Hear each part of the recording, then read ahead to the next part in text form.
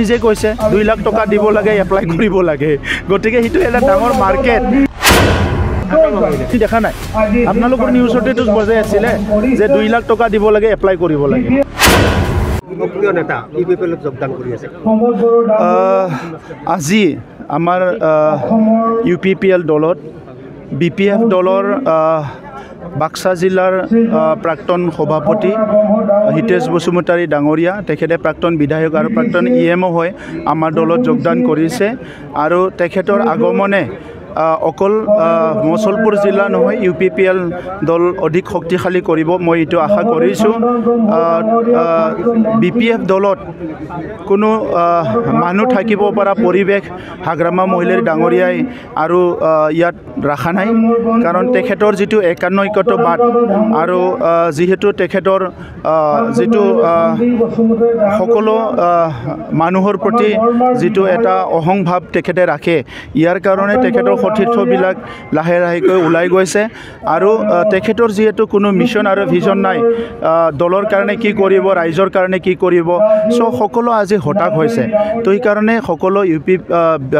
UPPL দললৈ সবে আহিছে আৰু বিপিএফ দলক লাহে লাহেকৈ সবে এৰি দিছে তো এই কাৰণে আমি আশা ৰাখিছো যেনেকৈ আমি যোৱা 4টা বছৰত প্ৰধানমন্ত্ৰী নৰেন্দ্ৰ মোদী ডাঙৰীয়াৰ আশীৰ্বাদত আমাৰ অসমৰ মুখ্যমন্ত্ৰী ডাঙৰীয়া ডক্টৰ হিমন্ত বিশ্ব শৰ্মা ডাঙৰীয়াৰ যেটো এটা ভিজনাৰী এটা চিন্তা আমি একেলগে আগবাঢ়ি আছো অনাগত দিনত আমি ইউপিপিএল দলক শক্তিশালী বিটিআৰ অঞ্চলৰ 35 লাখ জনসাধাৰণক আগুৱাই নিয়াৰ লগতে এই অঞ্চলৰ শান্তি সম্প্ৰীতি নিৰাপত্তা চিৰস্থায়ী কৰাৰ কাৰণে আমি কাম কৰিব পাৰিম স্যাৰ ইতিমধ্যে হাগ্ৰামাৰ বিভিন্ন তাচ্ছিল্য ভাষণ দি আছে আপোনালোকৰ বিৰুদ্ধে কি ক'ব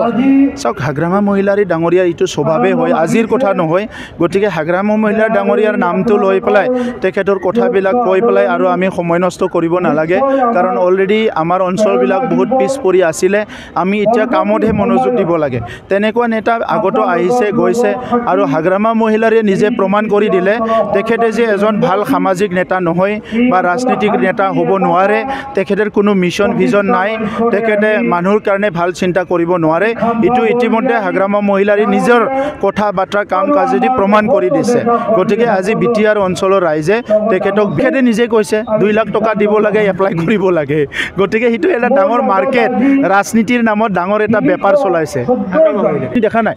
আপোনালোকৰ নিউজতে তো বজাই আছিল যে 2 লাখ টকা দিব লাগে এপ্লাই কৰিব লাগে সো 2 লাখ টকা দি এপ্লাই কৰা না বিজেপিয়ে কৈছে না কংগ্ৰেছে কৈছে না কোনবা অসম ভাৰতৰ কোনবা ডাঙৰ দলে কৈছে কোনোটো কোৱা নাই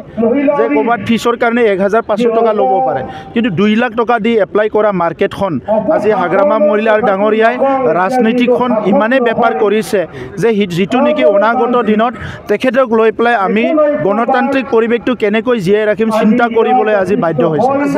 কৈছে যিসকল বিজেপিৰ নেতাই ইউপিপিএলত যোগদান কৰিলে তেওঁলোকৰ লগত কিবা আলোচনা আছে নেকি যে তেওঁলোকক পৰৱৰ্তী সময়ত বিভিন্ন দায়িত্ব দিয়া হ'ব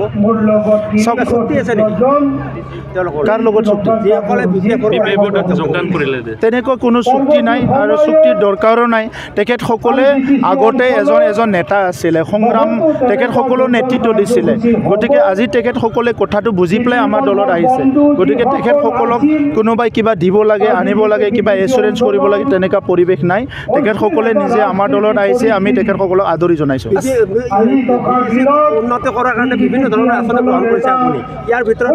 আঁচনিৰ লিষ্টটো কৈ পেলাই শেষ কৰিব নোৱাৰে বিটিআৰ কাউন্সিল চৰকাৰখন 35টা আমাৰ নিজৰ ফ্লেগশ্বিপ প্ৰগ্ৰাম আছে কেন্দ্ৰীয় চৰকাৰৰ আঁচনি আছে ৰাজ্য চৰকাৰৰ আঁচনি আছে আমাৰ নিজৰো 35টা নিজা আঁচনি আছে এই আঁচনিখিনি বিটিআৰ অঞ্চলৰ ৰাইজক আগুৱাই নিয়াৰ কাৰণে